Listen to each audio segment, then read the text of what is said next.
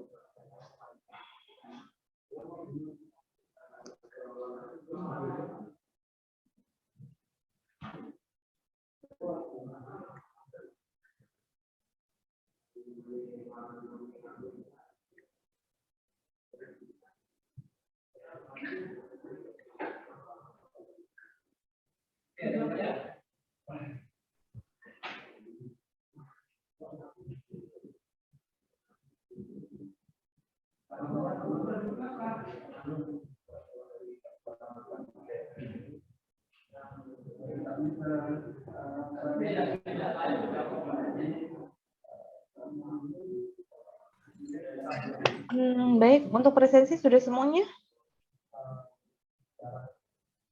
Sudah, Bu. Oke, berarti sudah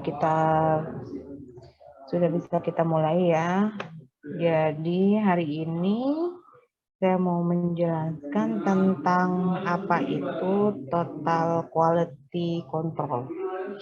Mungkin ada yang sudah baca sebelumnya atau ada yang apa yang ada dalam bayangan kalian untuk total quality control itu apa sih sebenarnya? Total quality control ada yang mungkin bisa memaparkan apa itu TQC?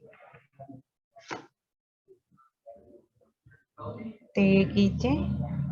Oke, belum ada yang ini ya, baca mungkin ya, baik. Sebelum saya jelaskan tentang apa itu total quality control, di sini aku mau cerita sedikit tentang latar belakang mengapa ada TQC. Jadi kalau kita ngomongin kualitas, itu sebenarnya untuk siapa? Kualitas itu sebenarnya untuk siapa? Konsumen, Bu. Konsumen. Kualitas itu untuk konsumen. Jadi mengapa ada pengendalian kualitas?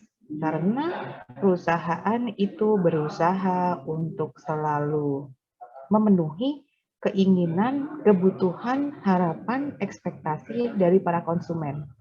Saat perusahaan bisa memenuhi kebutuhan konsumen atau memenuhi kebutuhan pasar, maka dia akan mendapatkan tempat di hati para konsumen, intinya seperti itu. Jadi kalau misalnya perusahaan mana yang bisa tetap eksis, ya perusahaan yang selalu bisa improvisasi, selalu bisa memenuhi keinginan dari konsumen. Sekarang aku mau tanya, improvisasi itu dibutuhkan satu saat, satu waktu saja, saat itu saja, atau berkelanjutan? Improvisasi dibutuhkan saat itu saja atau berkelanjutan menurut kalian loh?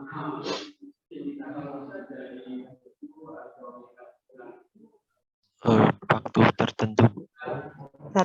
Satu waktu tertentu, saat itu saja. Menurut saya iya. Saat itu aja. Kenapa seperti itu? Mungkin bisa cerita sedikit? Jika ada suatu misal di suatu perusahaan manufaktur itu kan ada yang namanya maintenance. Maintenance itu ada juga bagian improvement. Improvement itu tugasnya itu semisal ada satu alat atau satu mesin mengalami kerusakan. Nah, tugas si improvement ini nanti memperbaiki mesin itu jika tidak bisa sesuai dengan SOP dari produksi si mesin, maka improver ini bertugas untuk mencari cara lain agar mesin itu bisa beroperasi tapi tidak sama dengan prosedur dari produksi mesin yang dibuat. Oke, ada lagi pendapat mungkin yang teman-teman yang lainnya?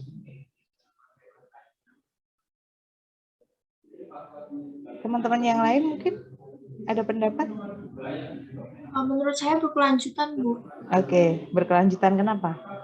Karena setiap produksi itu kan perlu evaluasi gitu kan. Jadi improvisasi itu perlu dilakukan secara berkelanjutan. Misalnya ada komplain dari konsumen atau beberapa proses produksi yang perlu diperbaiki, itu jadi perlu improvisasi gitu, Bu. Jadi berkelanjutan. Baik, yang betul untuk jawabannya adalah berkelanjutan, ya kan? Improvisasi itu dilakukan secara berkelanjutan, dilakukan secara terus-menerus. Kalau tadi yang kasusnya di maintenance, itu sebenarnya jawabanmu itu juga berkelanjutan, karena saat tadi kamu bilang, saat terjadinya sebuah kasus di mesin, kemudian dilakukan maintenance, kemudian dilakukan improvement, berarti kan improvement itu adalah salah satu hal yang dilakukan secara spontan, ya kan? Yang spontan di mana improvement itu dasarnya adalah mungkin berdasar dari permasalahan yang sedang dihadapi saat itu, sehingga kamu ngomongnya tadi saat itu gitu. Tadi siapa ya? Aku nggak lihat di sini yang jawab. Yang laki-laki tadi siapa? Oh, lah Chandra. Iya, pantesan suaranya familiar juga ya. Nah, di sini mau tak tunjukin ya. Jadi satu waktu itu memang saat terjadi masalah, memang ciri khas dari improvisasi itu adalah dilakukan secara spontan gitu. Tapi improvisasi itu memang diperlukan secara terus-menerus, secara berkelanjutan, karena untuk memenuhi si kebutuhan pasar yang memang dinamis. Jadi kalau kita lihat di sini kebutuhan pasar yang dinamis itu kita harus bisa kejar, kita harus bisa lari lebih dulu, artinya kita bisa membaca, kita itu perusahaan harus bisa membaca kebutuhan pasar itu saat ini seperti apa dan untuk kedepannya seperti apa. Nah, untuk improvisasi itu dasarnya adalah dari yang data yang masa lalu. Makanya kenapa di industri itu ada forecast, kemudian ada peramalan. Itu tuh kita mencoba untuk membaca kondisi pasar yang lalu, kemudian kedepannya seperti apa. Nah, di sini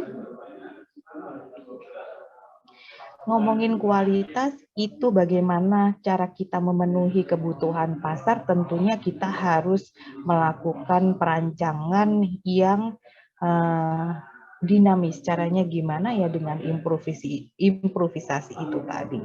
Untuk memenuhi kualitas atau standar kualitas yang memang diinginkan oleh pasar, kita harus mempertimbangkan aspek teknis juga. Kita harus mempertimbangkan aspek teknis. Di sini ada customer satisfaction model. Kalau kita ngomongin customer dengan berbagai keinginan, dengan berbagai ekspektasi, itu pinginnya kita itu memenuhi semuanya ya. Cuman kalau kasusnya di aku ya, karena aku ada hobi masak, kemudian aku menjual produk ke teman-teman, ada beberapa mahasiswa yang beli juga, yang follow Instagramku. Di situ keinginan pasar itu macam-macam. Jadi kalau misalnya aku ngejual produkku, kemudian aku akan selalu tanya kurang apa gitu. Bahkan nggak jarang kalau memang itu mahasiswa yang beli, aku akan tetap menanyakan, kan posisinya dia customerku gitu. Aku nanyain, kemudian ya fair aja kita. Dia kasih feedback, kemudian feedback itu dijadikan sebagai perbaikan, misalnya seperti itu.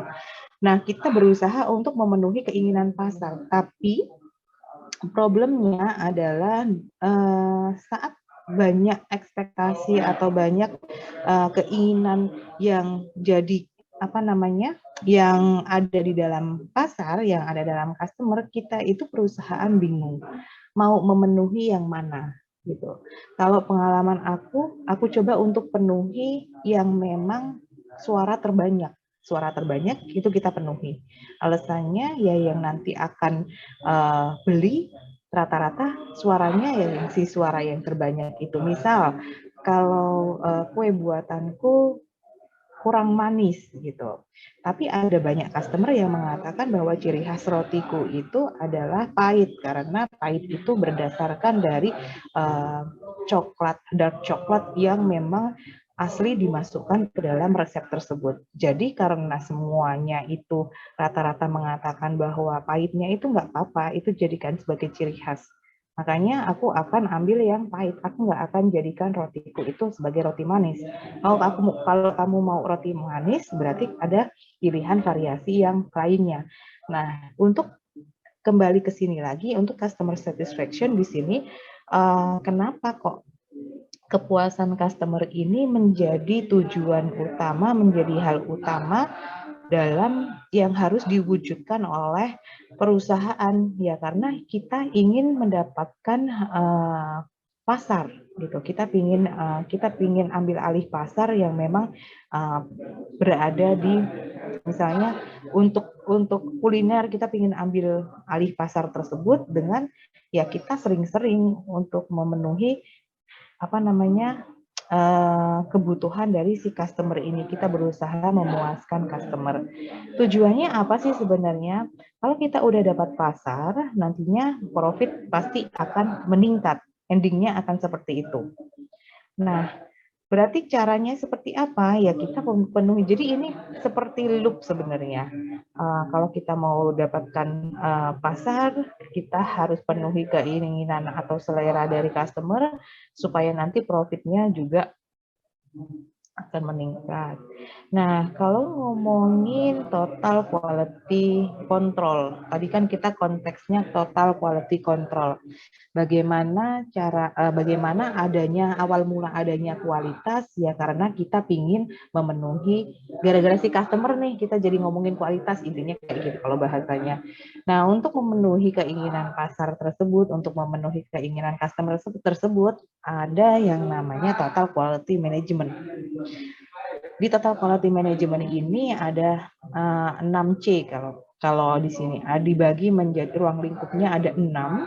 Di sini continuous improvement, di mana di dalam continuous improvement ini kita akan melihat bagaimana perkembangan kebutuhan pasar yang dinamis, sehingga improvement perlu dilakukan secara kontinu.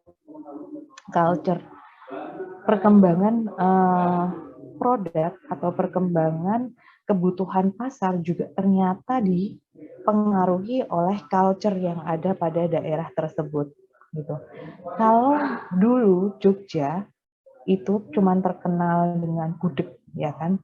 Sekarang berkembang bakpia, sekarang berkembang brownies, sekarang berkembang makanan-makanan yang mungkin bisa menjadi ciri khas oleh-oleh saat berkunjung ke Jogja. Terus sekarang berkembangnya desa wisata yang memang dilakukan untuk menarik atau dibuat untuk menarik wisatawan untuk datang ke Jogja. Kemudian improvement itu ya tetap harus dilakukan gitu. Jadi kenapa culture ini saling mempengaruhi, kebudayaan culture yang ada di situ ternyata berimbas pada kepuasan customer juga. Saat kita datang ke satu tempat dulu mungkin Kulon Progo, Gunung Kidul, dulu cuman di Kaliurang mungkin atau Parangtritis. Nah, sekarang sudah banyak desa wisata yang saat kamu belusuan terus tahu-tahu ada spot foto, itu memang sedang dikembangkan oleh pemerintah daerah untuk menarik minat para wisatawan. Kalau mereka udah banyak datang ke sini kan mereka butuh oleh-oleh atau buah tangan yang dibawa ke tempat asalnya juga gitu. Jadi improvement harus tetap dilakukan gitu dalam segala hal. Ini karena berkesinambungan ya mereka terintegrasi. Kalau mereka datang ke sini mereka pulangnya pasti pinginnya bawa oleh-oleh. Dan itu dibutuhkan sebuah komitmen untuk pengelolaannya. Kalau ada improvement, kita coba untuk terapkan, kita coba untuk berkomitmen atas apa yang sudah kita rancang di situ. Selain itu, kontrol juga harus diperlukan, pengendalian harus perlu dilakukan untuk tetap mendapat tempat di hati para customer itu tadi. Fokusnya tetap ke sini ya, ke customer. Karena memang laku tidaknya produk kita, baik itu barang maupun jasa, itu tergantung dari kepuasan dari customer satisfaction dari customer itu tadi. Nah, kalau kita tadi ngomongin total quality control, ya kita ada di bagian sini. Ruang lingkupnya di bagian sini. Jadi total quality control itu bagian dari TQM. Untuk definisinya adalah total quality control adalah berbagai kegiatan di dalam penyelidikan dan pengembangan riset and development, produksi, penjualan, dan pelayanan purna jual dengan cara rasional untuk mencapai kepuasan. Berarti ini di seluruh lini ya, baik itu pengembangannya, proses produksinya, penjualannya, bahkan pelayanan purna jualnya. TQC atau pengendalian mutu terpadu, total quality control ya, adalah suatu sistem yang efektif untuk memadukan pengembangan mutu, pemeliharaan mutu, dan upaya perbaikan mutu dalam sebuah organisasi. Kontrol diperlukan untuk mengendalikan, mengembangkan, memelihara. Kalau ngomongin pemeliharaan, inilah tadi yang aku maksud di sini, ada komitmen, dia masuk ke dalam pemeliharaan juga. Jadi kalau ini dilakukan, ini harus jalan. Jadi kenapa aku coba untuk yang kita nanti fokusnya ke TQC. Perbedaan TQM dengan TQC apa? Kedua konsep ini sebenarnya menjelaskan tentang bagaimana teknik yang dapat digunakan untuk mempertahankan standar kualitas di seluruh sistem. Kalau di slide sebelumnya tadi aku ngomong di situ ada desain, ada kualitas, ada desain, kemudian ada teknik. Nah, kita itu sekarang sedang berusaha untuk mengelola yang ada di bagian teknisnya. Dengan apa TQM? Dengan lebih spesifik lagi kita ke TQC atau Total Quality Control. Di TQM ini lebih ke general, kita ngomongin secara general, secara luas untuk peningkatan berkelanjutan dalam proses. Sedangkan untuk TQC adalah tentang menjaga standar kualitas di seluruh proses. Sebenarnya TQC itu merupakan tools management untuk meningkatkan total performance, sehingga kalau kita ngomongin performance nanti dilanjutkan lagi, dikembangkan lagi, nanti akan kelihatan nilai produktivitasnya. Kemudian TQC ini memberdayakan total organisasi dari tenaga kerja sampai kepada CEO atau ke level organisasi yang paling tinggi dengan tanggung jawab penjaminan kualitas terhadap produk atau jasa. Dimaksudkan di sini adalah bagaimana cara mengelola sumber daya di seluruh bagian supaya nanti saat sumber daya yang ada, sumber daya manusia yang ada di dalam proses tersebut, yang ada dalam sistem tersebut itu terkoordinir dengan baik, mereka bisa bersinergi dengan baik, maka jaminannya di sini adalah produk atau jasa yang dihasilkan juga pasti akan baik. Untuk sistem pengendalian kontrol dalam TQC di sini dikenal adanya plan, do, check, action. Kalau kalian sering dengar PDCA itu harusnya memang melekat dalam pikiran kalian ya. Saat melakukan sesuatu, PDCA ini harus selalu dilakukan. Nggak cuman berhenti di action, nggak cuman berhenti di plan atau di bagian do, kita harus lakukan pengecekan. Jadi plan itu apa yang akan kita lakukan dan bagaimana cara kita merealisasikan rencana yang sudah kita buat. Setelah kita lakukan pada tahapan do, kita harus melihat, kita harus tetap mengevaluasi apa problem apa yang terjadi pada bagian ini, pada bagian do. Kemudian atas dasar apa yang sudah terjadi di sini, kita coba untuk evaluasi, kita lakukan pengecekan ulang untuk selanjutnya kita bisa improvisasi berdasarkan dari data-data yang sudah kita dapatkan atau yang sudah kita lakukan di bagian ini. Di bagian do, kemudian di bagian cek, kemudian kita akan improvisasi berdasarkan dari data yang sudah ada di bagian sini. Seperti itu terus. Improvisasi berarti butuh perencanaan, kemudian nanti perencanaan butuh realisasi, kemudian butuh pengecekan. Nah, kayak ini tuh loop-nya muter terus. Siklus, ya kan? PDCA itu siklus. Kemudian atau bisa kita sebut juga dengan Deming Wheel. Kalau kamu buka-buka nanti nemu bukunya Edward Deming, ini termasuk tokoh dalam pengendalian kualitas atau pengendalian mutu. Nah, syarat untuk penerapan TQC itu sendiri, yang pertama seluruh SDM memahami arti TQC dan menerapkan dalam proses produksi atau pekerjaan yang berkaitan. Kenapa di sini SDM harus paham arti TQC? Tadi TQC ini merupakan tools untuk memelihara, mengelola, kemudian mengembangkan organisasi, ya kan, atau mengembangkan perusahaan. Nah, di sini kalau kita ngomongin sistem, di sistem itu pasti punya target, di mana target itu kita lebih kenal dengan nilai produktivitas. Ya kan, kalau kita ngomongin nilai produktivitasnya tercapai enggak? Ya, tercapai, oh berarti efektif gitu. Oh, berarti efektif. Nah, untuk ketercapaian dari target sebuah sistem itu dibutuhkan sinergi yang baik di bagian input, ya kan? Di mana SDM itu ada di bagian input.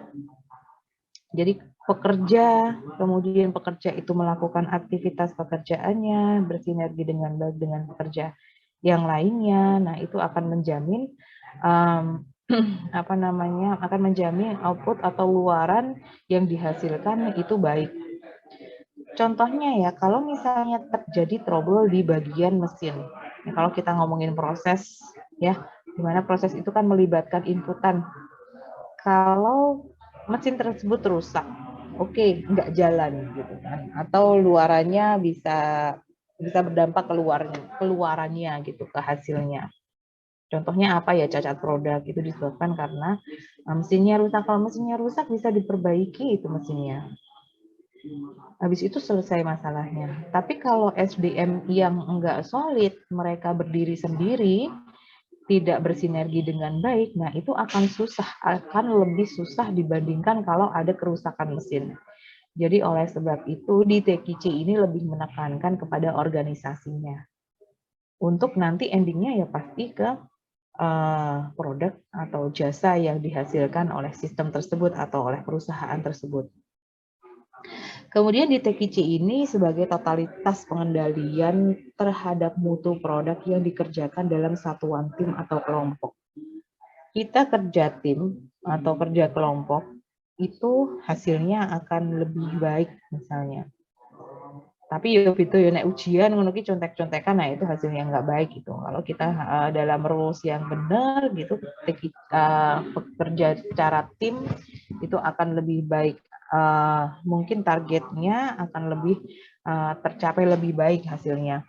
Kemudian di seluruh mata rantai dalam sistem dapat bekerja dengan efisien. Ya, karena kan proses dari sumber dayanya dari para pekerjanya itu bersinergi dengan baik sehingga seluruh mata rantai yang ada dalam sistem tersebut itu pasti akan efisien dan hasilnya akan baik.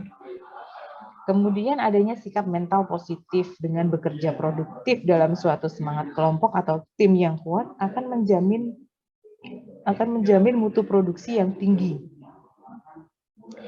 Nah, ini untuk menerapkan TQC setidaknya ada 4 yang harus dipahami oleh organisasi tersebut sehingga total quality management yang ada di perusahaan tersebut bisa berjalan dengan baik. Nah, tugas kalian apa di sini?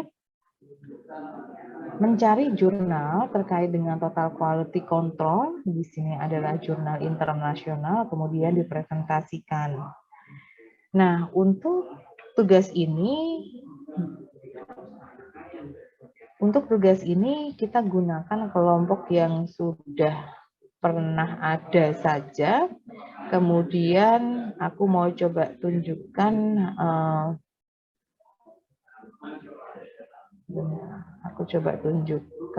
untuk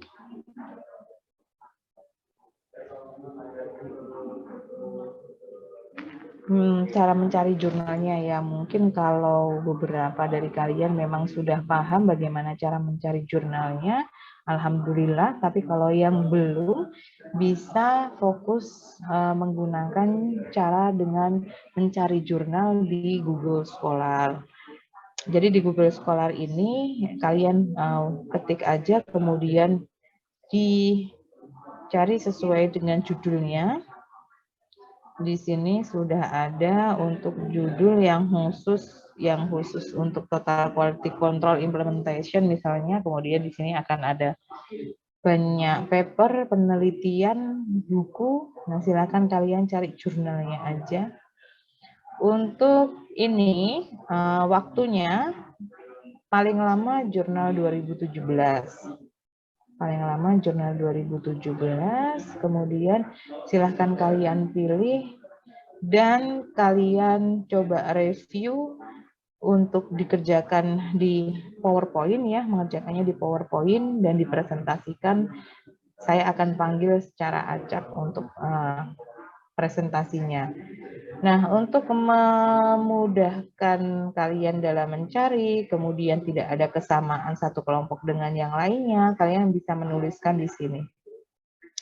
Jadi kalian tuliskan ini sesuai dengan kelas yang kalian ikuti. Ini berarti kelas C.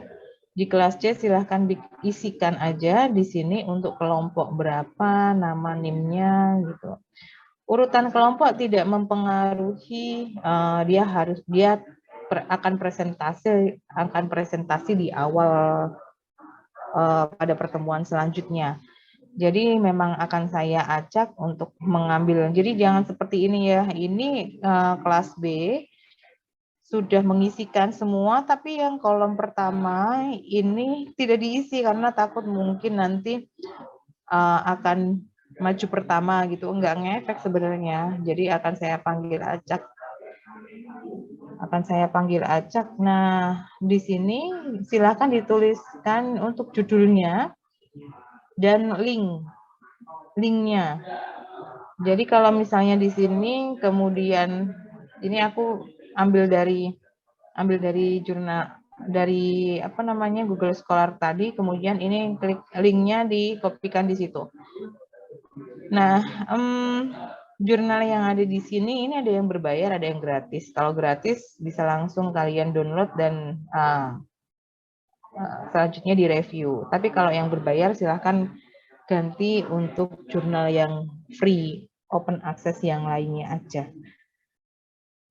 Baik, ini silahkan diisikan terlebih dahulu untuk sesuai dengan sheet-nya ya. Kalau kelas C berarti diisikan di sini, isikan dari yang paling atas terlebih dahulu. Untuk nanti minggu depan akan dilakukan presentasi, kemungkinan hanya ada 2-3 kelompok aja yang presentasi nanti. Untuk TKM karena metodenya itu dan contoh implementasinya itu akan banyak yang akan dipaparkan oleh masing-masing kelompok. Nanti kalau agendanya saya batasi sampai pertemuan 12, kemudian pertemuan 13 dan 14, nanti 13 saya berikan materi yang lain, 14 nanti saya berikan untuk kuis pra UAS, seperti itu. Jadi selama 8, 9, 10, selama 5 minggu ke depan ini akan digunakan untuk presentasi terkait implementasi TKM. Sebenarnya untuk TKM itu model ininya juga banyak ya. Sebentar, saya coba untuk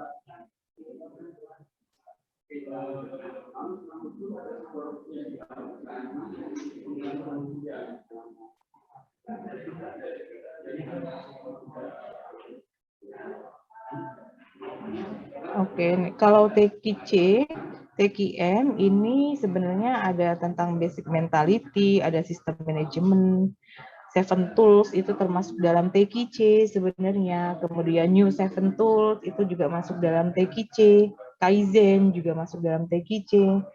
Jadi kalian bisa mengembangkan kata kunci yang akan kalian gunakan untuk mencari jurnal terkait dengan TKC dengan menggunakan metode-metode tersebut. Ini kelihatan nggak ya untuk yang aku tampilkan ini ada RPS, benar nggak? Oh, masih Google Doc. Oke. Walah, ya, sorry. Ini banyak slide yang aku ini.